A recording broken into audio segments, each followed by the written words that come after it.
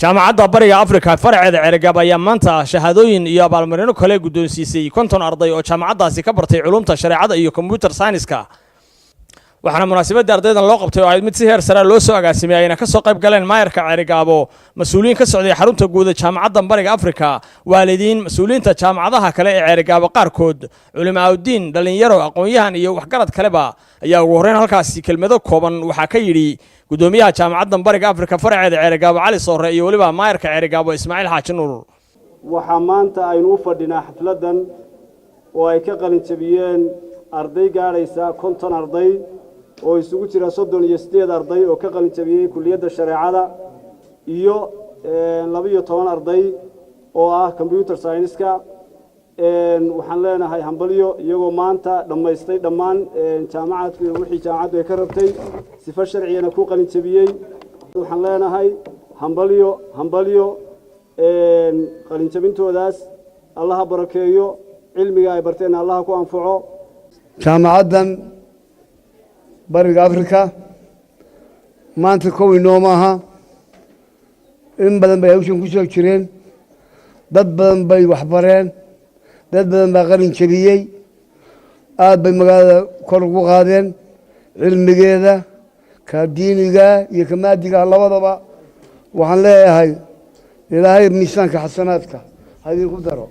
xubno isugu jiray waalidiin macallimiin mas'uuliyiinta jaamacadaha kale Ceerigaabo culimaadudiin ardayda wax ka baratay jaamacaddan iyo waliba marti sharaf kale oo iyaguna halkaasi ka hadlay waxa hadaloodii ka mid ahaa marka hore waxaan u hambalyeeynaa ardayda waxaan leeyahay aqoontu waxa weeyaan waxay leedahay bar ay ka bilaabato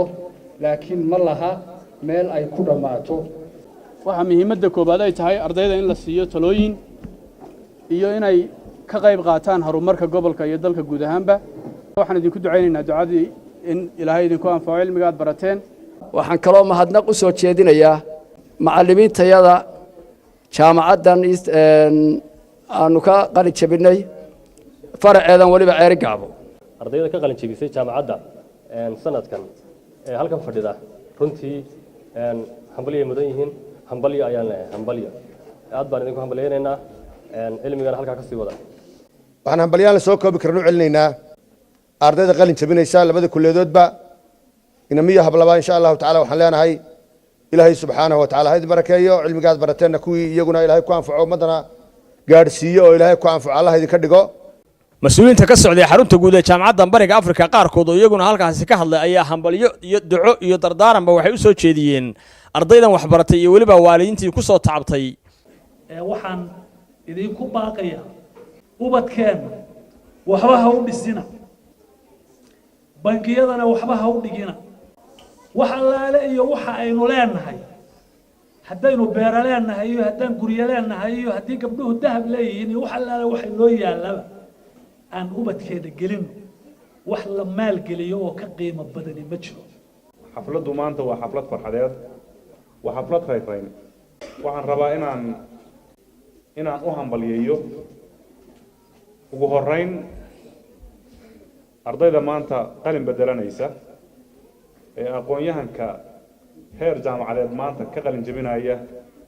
ee isugu jira labada kulliyadood kulliyadda shareecada iyo daraasaadka islaamka iyo kulliyadda computer science-ka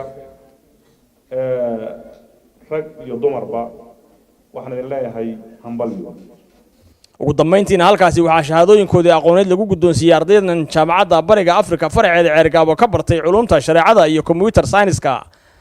waxaana xusid gaar ah mudan in ardaydani iyaguna dhinacooda shahaadooyin sharafeedyo iyo hadiyado kaleba ay halkaasi ku guddoonsiiyeen qaar ka mid ah maamulka jaamacaddan iyo macallimiintoodiiba waa Cabdullaahi Xuseen Darwish Somali Cable TV Ceerigaabo